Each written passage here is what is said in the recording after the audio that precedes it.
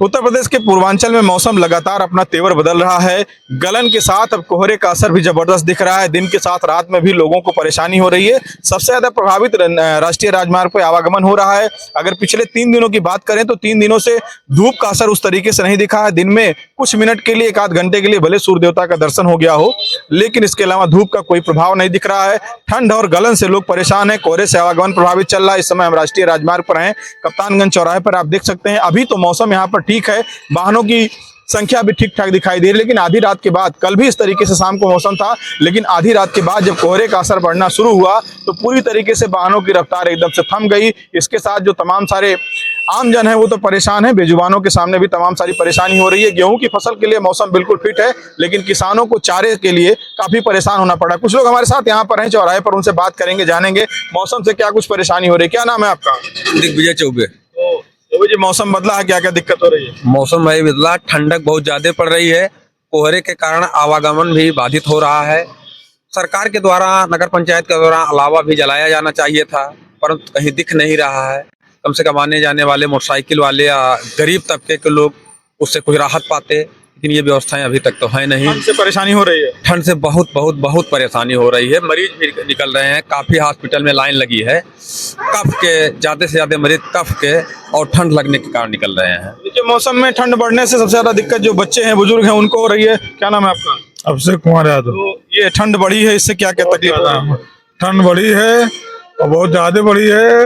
यहाँ कोई व्यवस्था नहीं है कि चौराहे पे आकर हाथ से लो। मैं जल्दी से आ रहा हूँ, यहाँ व्यवस्था नहीं है कि थोड़ा अलाव होता तो हाथ से लेते तब घर जाते। गांव में भी जानवरों के चारे के लिए दिक्कत हो रही है। गांव में बहुत दिक्कत है।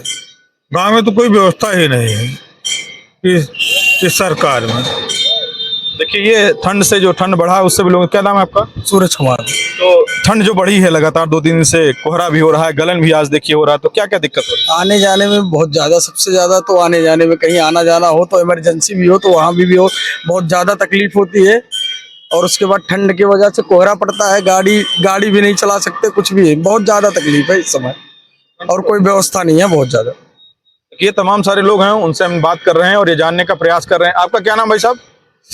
अनूप शुक्ला। तो अनूप जी, मौसम बदला है, 2-3 दिन से ठंड बहुत हो रही, गलन हो रही, क्या क्या दिक्कत हो रही है? अब गलन तो बहुत हो रही है, उसके चक्कर में दुकानदारी, यहाँ बिजनेस नहीं करने में दिक्कत होती है। सुबह निकलने का मन नहीं करता ठंड के मारे, बहुत ज्यादा दिक्कत है ठंडी की। कहाँ कमा रहे हैं आप लोग? घर में ज्यादा? जी, घर में रहना चाह रहे हैं, लेकिन अब घर में रह के काम तो नहीं चल सकता ना।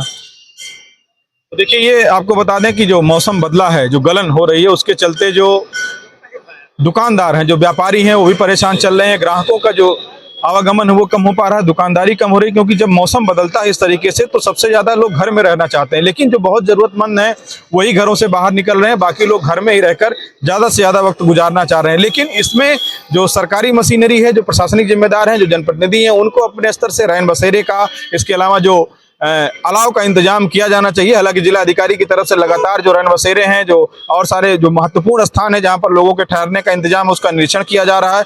लेकिन अब भी तमाम ऐसे नगर पंचायत और जो नगर पालिका, इसके अलावा ग्रामीण क्षेत्रों में जहां पर अलाव के इंतजाम होने चाहिए, वो अभी तक नहीं हो पाए। लेकिन सबसे जो महत्वपूर्ण बात है वो है कि आधी रात के बाद से जब कोहरे का असर बढ़ता है तो लगातार जो वाहनों की रफ्तार है वो कम हो जा रही है, आवागमन में लोगों को परेशानी हो रही है। और प्रशासन की तरफ से भी, पुलिस महकमे की तरफ से भी लगातार लोगों को जागरूक किया जा रहा है कि आप कोहरे में कम से कम सफर करें, जिससे कि आप सुरक्षित रहें। अगर आप सफर कर रहे हैं तो जो लाइट्स है उसको ऑन रखें, रिफ्लेक्टर जो है, इंडिकेटर जो है, इन सभी का प्रयोग करें। और एनएचआई की तरफ से भी इस समय अलग अलग जगहों पर रिफ्लेक्टर लगाए जा रहे हैं। पूरा प्रयास किया जा रहा है कि ज्यादा से ज्यादा लोग सुरक्षित सफर कर सकें। आपको बता दें, यमुना जो एक्सप्रेस वे था, वहां पर बड़ा सड़क हादसा हुआ था और उसके बाद से वहां पर वाहनों की रफ्तार की एक सीमा बना दी गई है और तमाम सारे प्रयास सरकार की तरफ से किए जा रहे हैं। लेकिन जब तक जो वाहन चलाने वाले लोग हैं वो जागरूक नहीं होंगे, एक दूसरे का सहयोग नहीं करेंगे, तब तक सड़क हादसों में उस तरीके से कमी नहीं आएगी। आपको बता दें कि वर्ष में लाखों की संख्या में लोग सड़क हादसों का शिकार होते हैं। उसके बाद तमाम सारे लोग हैं जिनकी जान चली जाती है। तो ऐसे में